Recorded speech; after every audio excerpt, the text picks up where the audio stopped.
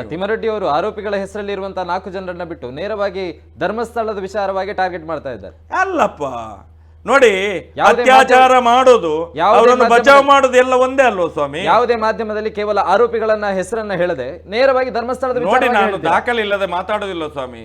ದಾಖಲೆ ನಮ್ಮ ಕೈಯಲ್ಲಿ ಇಟ್ಕೊಂಡು ತಿರುಗುದಿಲ್ಲ ನಾವು.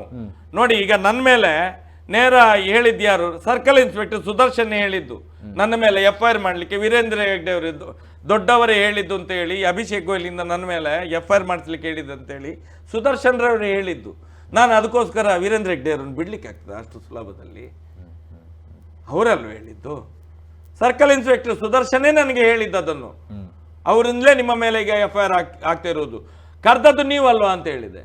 ಹೌದು, ಆದರೆ ಸಹ ಭಾಳ ಒತ್ತಡ ಉಂಟು SP ಸಾಹೇಬರಿಗೆ ದೊಡ್ಡವರಿಂದ, ವೀರೇಂದ್ರ ಹೆಗ್ಡೆ ಅವರಿಂದ. ಅದಕ್ಕೋಸ್ಕರ ನಿಮ್ಮ ಮೇಲೆ FIR ಮಾಡ್ತಾ ಇದ್ದೇನೆ ಅಂತ.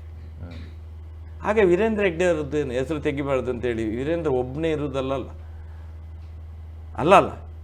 ಈಗ ಎಲ್ಲ ಮೊನ್ನೆಯಿಂದ ಹೇಳ್ತಾರೆ ಅವರು ಏನಂತೆ, ಧರ್ಮದವರ ದೇವ್ರದ್ದು ಹೆಸರು ತೆಗ್ದದಂತ ಹೇಳಿದರೆ ಅವ್ರದ್ದು ಏನಂತೆ ನಂಬಿಕಸ್ಥ ಜನಗಳ.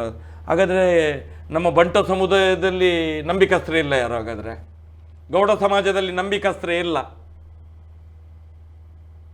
ಯಾರ ಮೇಲೆ ನಂಬಿಕೆ ಇಡ್ಲಿಕ್ಕಿಲ್ಲ.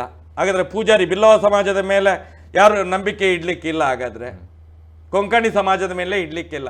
ಜಾತಿವಾರ ಲೆಕ್ಕ ಹಾಕಿದರೆ ಇವರ ಸಮಾಜಕ್ಕೆ ಮಾತ್ರ ಅನ್ಯಾಯ ಆಗಿದೆ. ಅಲ್ಲಿ ಮಾಡಿದ ತಪ್ಪುಗಳು ಇವರ ಸಮಾಜದಿಂದ ಆಗಿದ್ದು, ಸಮಾಜದಿಂದ ಅಲ್ಲ. ಇವರ ಸಮಾಜದ ಏನು ಜೈನ ಅಂತ ಹೇಳಿ ಮನೆತನದವರು ಅವರೇ ಮಾಡಿದಂಥದ್ದು. ಅದಕ್ಕೆ ನಮ್ಮನ್ನು ದೂರಿದ್ರೆ ಆಗ್ತದ? ನಮ್ಗೇನಂತ ಇದು ಆಗ್ತಾರೆ ಏನು, ಅದೆಲ್ಲ ಬರುವುದಿಲ್ಲ ನಮಗೆ ಶಬ್ದಗಳು. ನಾವೆಲ್ಲ ಹಳ್ಳಿಯಲ್ಲಿ ಬದುಕುವವರು ನಾವು.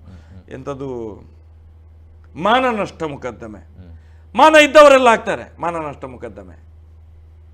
ಮಾನ ಇದ್ದವರೆಲ್ಲ ಆಗ್ತಾರೆ. ನಾವೆಲ್ಲಿಯಾದರೂ ಹೇಳಿದ್ದೇವ ನಮ್ಮ ಗೌಡ ಸಮುದಾಯದ ಹುಡುಗಿಯನ್ನು ಬರ್ಬರವಾಗಿ ಯಾವ ಅತ್ಯಾಚಾರ ಮಾಡಿದ ಆ ಫೋಟೋ ನೋಡಿದ್ರೆ, ಆ ಒಂದು ಜಡ್ಜ್ಮೆಂಟಿನ ಕಾಪಿ ನೋಡಿದರೆ ಈ ಮಾತಾಡ್ತಾರೆ ಇಲ್ಲಿ ಟಿವಿಯಲ್ಲಿ ಬೊಗಳೆ ಬಿಡ್ತಾರಲ್ಲ, ಕೆಲವು ವಕೀಲರು ಇದ್ದಾರೆ ಅವರ ಪರವಾಗಿದ್ದವರೆಲ್ಲ ಬೊಗಳೆ ಬಿಡ್ತಾರಲ್ಲ. ಇವರು ಹೇಳಿ ಕಾಣಬೇಕು, ಸತ್ಯ ಕಾಣಬೇಕು. ಇದನ್ನೆಲ್ಲ ಹೇಳಿದರೆ ನೋವಾಗ್ತದೆ. ನಾವು ಧರ್ಮ ವಿರೋಧಿಗಳು, ಅವರಿಗೆ ಬೈತೇವೆ, ಇವರಿಗೆ ಬೈತೇವೆ. ನಾವು ಬೈಯುವುದಲ್ಲ ಸ್ವಾಮಿ. ಇನ್ನು ಸ್ವಲ್ಪ ದಿನ ಹೋದರೆ ಮುಂದೆ ಏನಾಗುತ್ತೆ ಈ ಸಮಾಜಕ್ಕೆ ಗೊತ್ತಿಲ್ಲ.